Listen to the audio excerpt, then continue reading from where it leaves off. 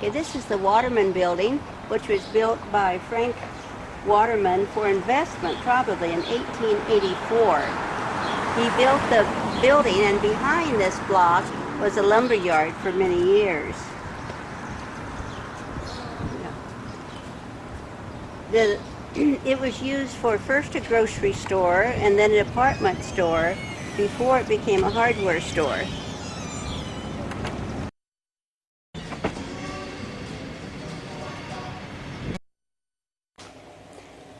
2005 article in the journal on the Higgins Hardware stated that they carried everything from plumbing elbows to egg beaters and cherry pitters to more than 100 different varieties of screws and an old-fashioned wood stove damper.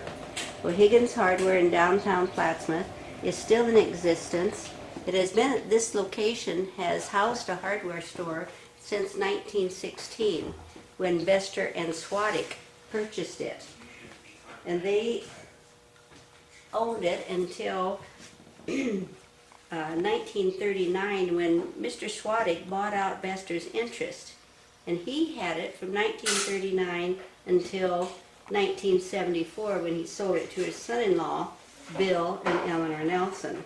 And 4 years later, Jerry and Myrna Higgins bought it, and their first day of operation was February 14th, 1978. We're showing you some of the many hundreds, perhaps thousands of articles that Higgins carry in the store.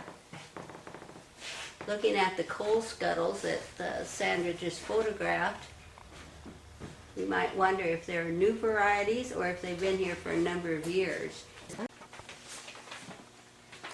Okay, you see Jerry and Myrna's collection of antique irons on these top shelves. Some go back to perhaps gas operated. Jerry would know more about this. We see some glass lamp chimneys, which probably they could still have a call for since many people like to collect antique lamps. I think we're now focusing on the many hundreds of small bins that hold nuts and bolts and other items that people need for home repair projects. I think Sandra's photographing the rope, and if you want a length of rope, this is pulled out of a barrel in the basement. It comes in 500-foot rolls. 500-foot rolls. Got two sizes. And there's marks on the floor, painted on the floor in the back for 100-foot. So from right here to the front door is 50 feet of rope. Jerry, what do you use this scale for, Jerry? Myrna? What scale? Oh, that's the garden seeds.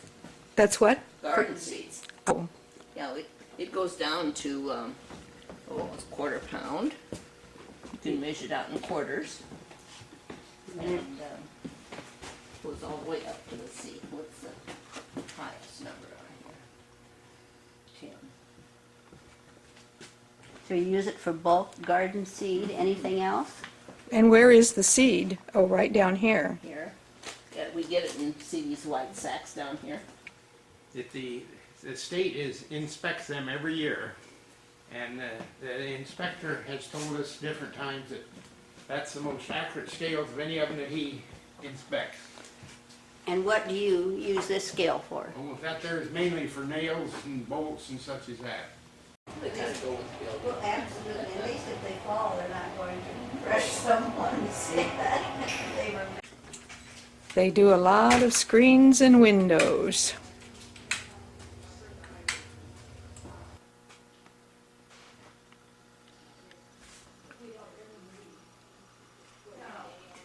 I keep over 600 different keys in stock.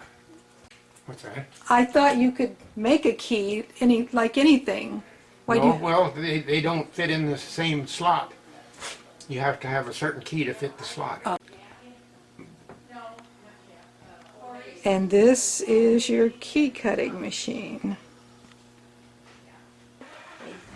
Today is July Wednesday, July 22nd, 2015, and we are in the Higgins Hardware, and also with us, our Oral History Committee is Sandra Algier, Diane Burlett, and Susan Rice. And we are going to talk to Jerry and Myrna Higgins, who have owned and operated this hardware store for many years. We'll get the exact date from them. So we want to know maybe a little about your background. What brought you to Plattsmouth? I know you are not Plattsmouth natives. Well, I was working with the lumber yard, and Chicago Lumber had a yard here, and they asked their manager, or assistant manager, had passed away, and they wanted me to come here and work as an assistant manager. And where were you living when you came to before you came to Plattsmouth? In Ashland, Nebraska.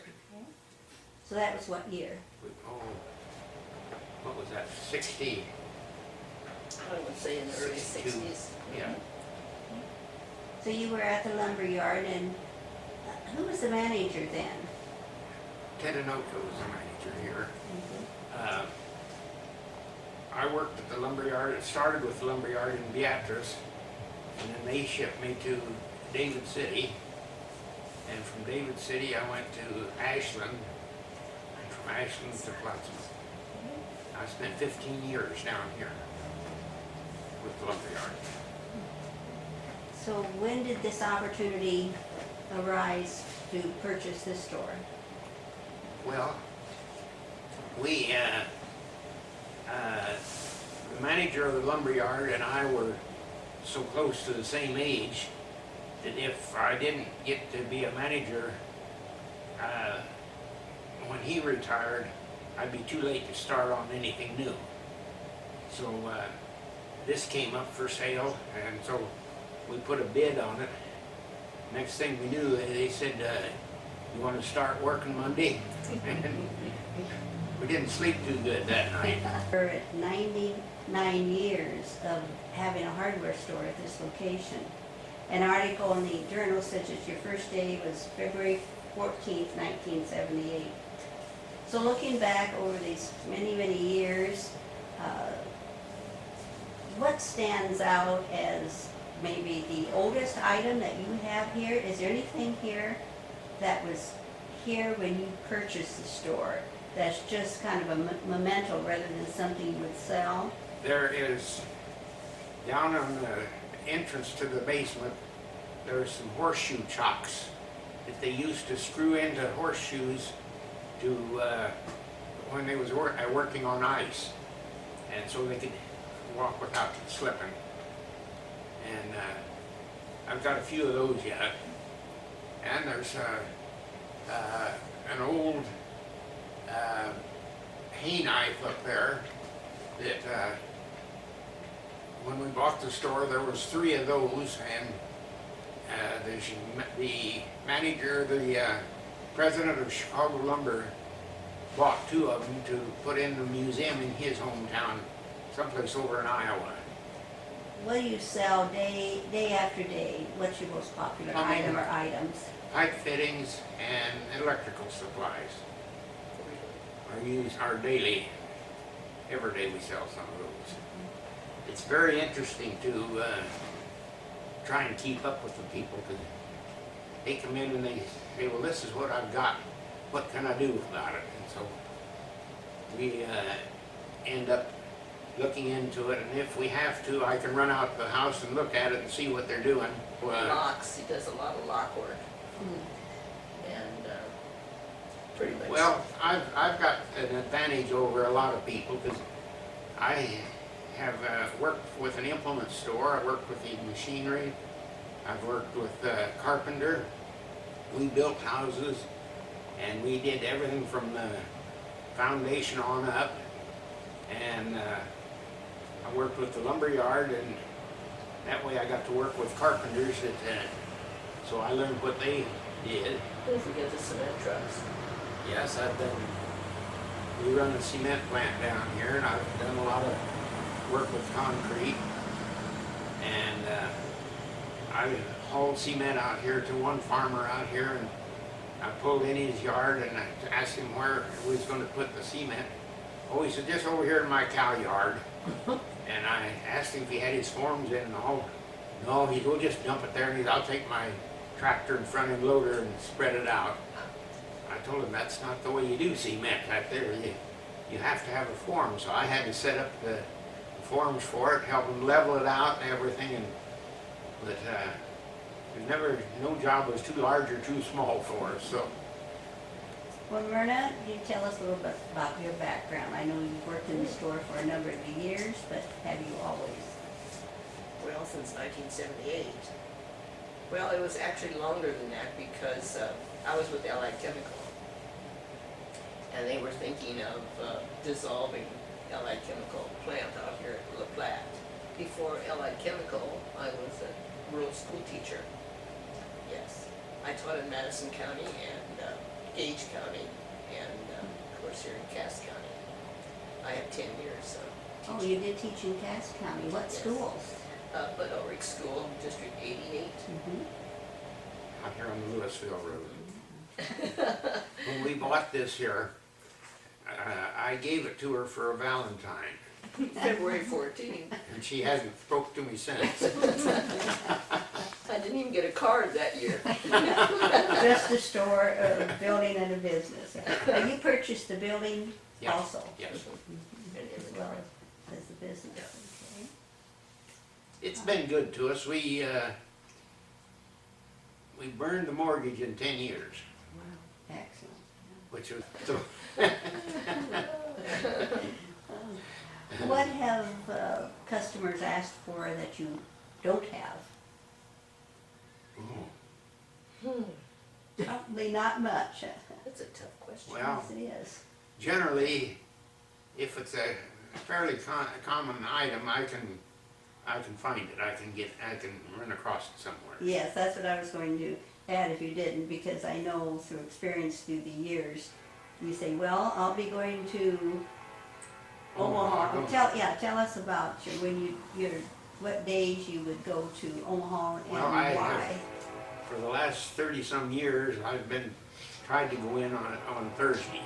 Do you have the same key machine that was here when you bought the business? I've got one that was here when they probably started the store, and then I've got two others that are newer than what those are. When Trump was out here, he was making these here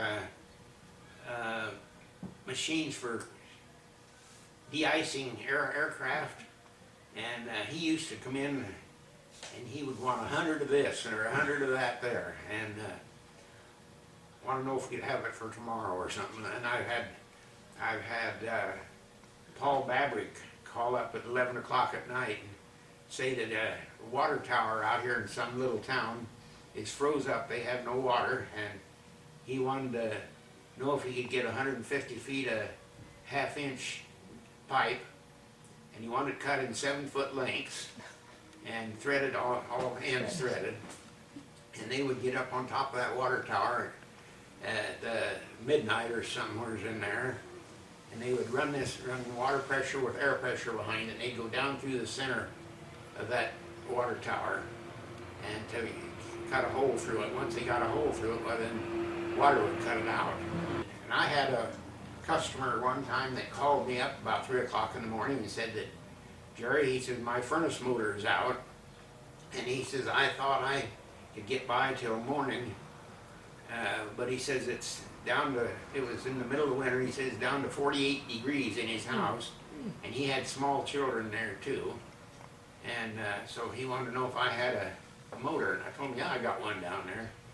And I told him, I said, you meet me down there at the store in 15 minutes, and I will get you a motor. So I come down here, and I grabbed a motor off the shelf. I happened to have one, and just pulled the tag off of it and give it to him. So I told him I'd see him in the morning. And so the next morning he come in and he said that in 45 minutes I had my furnace running. So he was very thankful for it. That's one thing in a small town, you can do things like that where The big box stores cannot do that. You can do it, and you also probably felt confident that he would be in to pay you. He's still a good customer today, so. So it sounds like a lot of your job is service as well as Well, that's well what as selling when things. When they said that Walmart was gonna come in here, people kept saying, well, that'll kill you, that'll kill your business. No. I told them, no, I don't think so. I said, I think I can compete with them. Not that I can beat their price.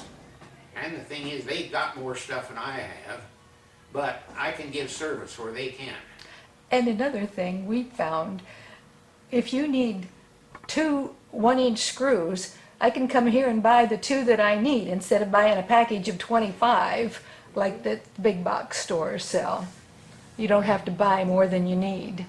I had a fellow come in and wanted some nails one night, and it was a snowy night. I come down and got them for him, and he got 17 cents worth of nails. And it took me 2.5 hours to get back home. He said he was at the hardware store, but I know there is a bar next door. But you believe The rest of the story. No, we've had a lot of interesting customers throughout our years here, so. I remember some years ago when Indian Runner was filmed, the movie was filmed here. I think I know they were fascinated by your store because many of the storefronts and such, they changed them to look like the 60s. I know they filmed in your store and it fit right in with the time frame that they were What was that movie and star? before. Who was it that starred that show? Sean Sean Penn. Penn. Yeah, Sean Penn. Yeah, he wanted to look at Main Street from the top of our roof one time. And so I was getting him up on the roof there, and he says, well, I'm Sean Penn. And I said, what's that make me? I didn't know who Sean Penn was, and it didn't matter to me. We had a customer in the store that day, and he had come down from the roof and was leaving the store. And the customer looked at him, what, that's Sean Penn. And the fellow turned around and says, that's right, that's who I am. And say one time they say that this lot was sold for 1 horse, 1 wagon, and $1. Was it air conditioned when you bought it? You what? Was it air conditioned when you bought it? Yes, yes, Okay. yes, yeah. So you didn't have to put that in. There was no hot water, however. Bill Nelson did not believe in hot water for washing your hands in the sink. First thing I did is put in a little Hot water water heater. heater, and he just had 1 gram He fit said, about you know, that. it's too bad I didn't do this a long time ago. He said, well, when I first did it, he said that isn't necessary. You're spending your money that you should be paying on the building. Well, before we quit, I want to take some pictures of the ceiling and the floor and the safe and what else did we talk about that was really old? Do you want to look at the pipe cutting machine too? Okay. We were told by an appraiser that ceiling is worth more than on the building and everything all put together. That there's very, very few with the cove and everything like that has in it. And is it a tin ceiling? It's a tin, yes. And it's in excellent condition. You can see how thick that door is there. That there is all steel and concrete. And the walls are pretty much fireproof, but that's what all we use it for is for records and stuff in case of fire or something. But the combination works on it yet, And it was here when you purchased the store? oh yes, it's been here